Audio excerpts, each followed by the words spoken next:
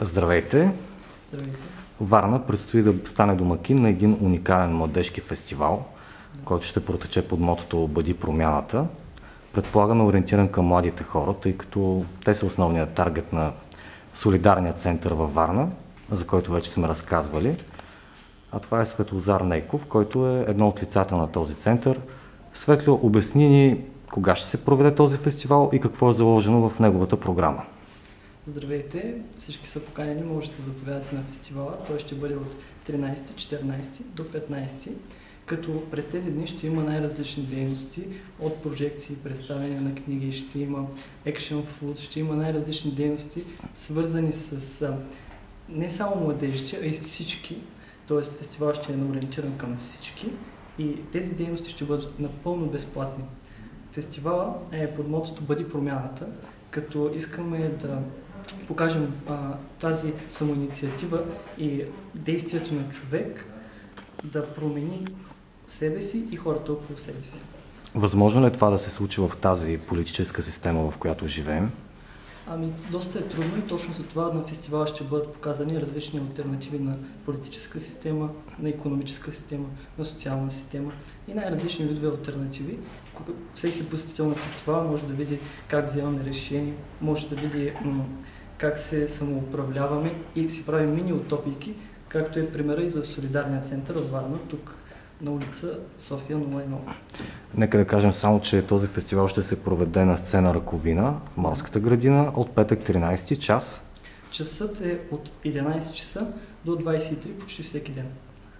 Това означава, че петък е от 5 часа до 23, а събота и неделя е от 11 часа до 23.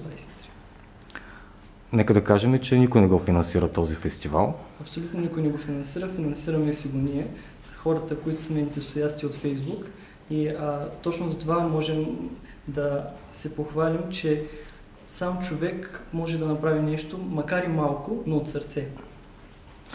И дай Боже този модел, който вие реализирате в рамките на този център, да се материализира и в обществения живот. Това да стане философия на едно държавно управление, за да почувства всеки своята значимост в това общество. Следващия ни събеседник е Димитър Николов. Той ще ни говори за философията на този фестивал. Аз малко те изпреварих. Здравейте! Философията е да покажем на нашите съграждани, че има алтернатива на сегашната система. Независимо дали е политическа, социална, екологична, дори чисто философски. Добре, ама озрели ли са хората като цяло обществото за промяната? След февруарските протести от тази година смятам, че има така вече отваряне на очите на самите хора и се търси алтернатива как да се измъкнем от капана, в който сме поставени от сегашната система на въобще на владение на управление, на пряката демокрация, която се изчерпа сама по себе си. Представителната. И какво трябва да се направи от тук нататък?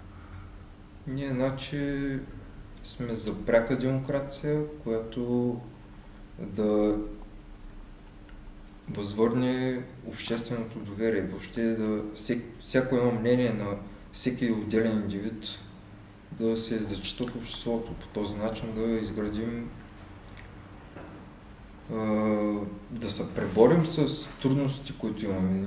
Няма значение дали за работни места, дали да изградиш дом, дали въобще за комуникацията в обществото, индивид, група и по-големи обединения, като държава, например.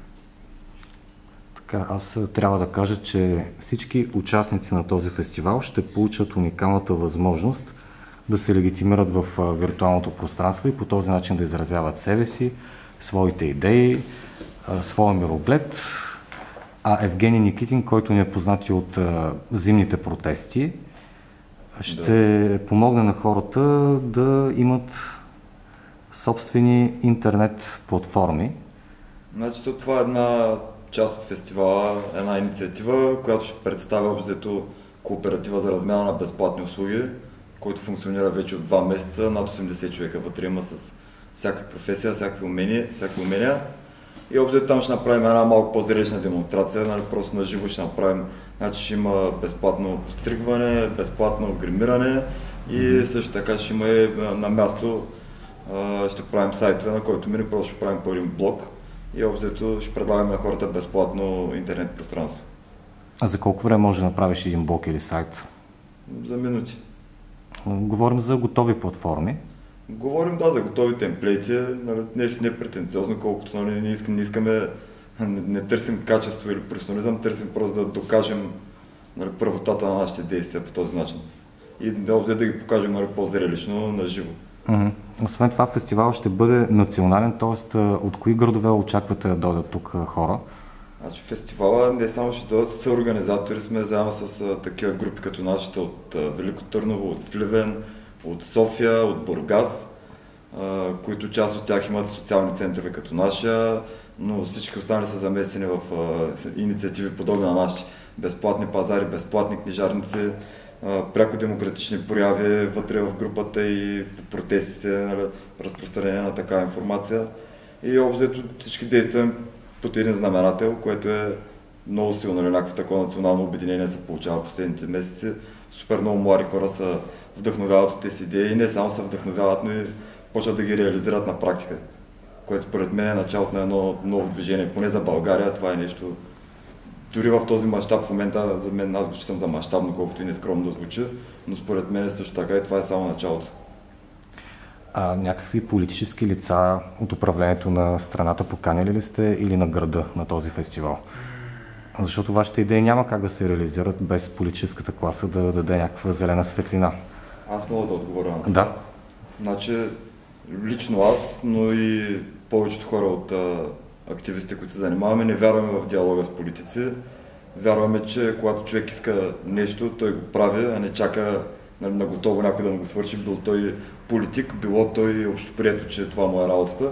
На практика ние затова не използваме и финансиране, не използваме никаква помощ, никакви политически организации или финансови институции. Правим всичко сами и искаме точно това да покажем на хората.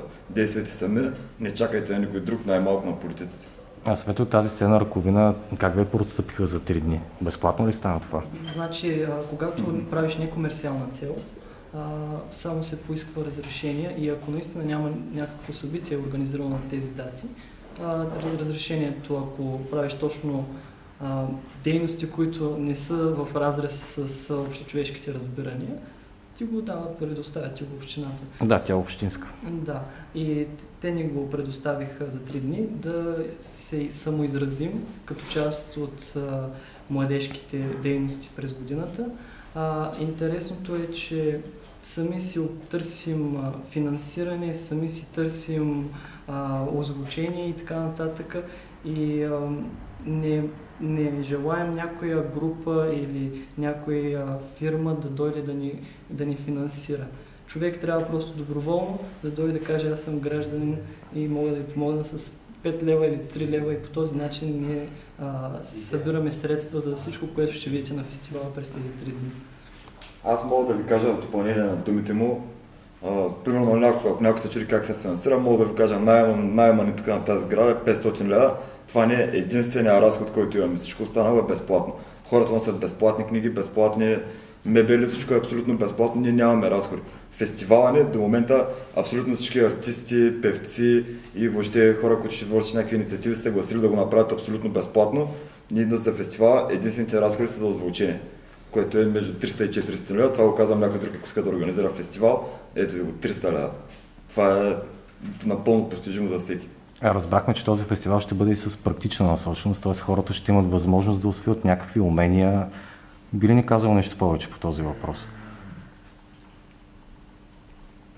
Точно. Рисуване. Относно практичната насоченост сме измислили различни щандове и на всеки един от щандовете ще има различна дейност, която хората ще могат да участват. Едното ще бъде тегляне на късмети, но докато се изтеглят късмета, те ще трябва да напишат нов. Когато човек напише нов късмет, той си подарява част от себе си на следващ. Точно до това място ще има друго място, на което той ще бъде част от нашия мини бук клуб, който сме си организирали всяка седмица. И от едната страна на картончето, което ще дадем с адреса на Солидарния център, ще бъдат 3 празни реда, на които всеки може да си напише цитат от любима книга. Това ще бъде като занимавка за по-големите, аналогично има и занимавка за по-малките, която ще бъде рисуване.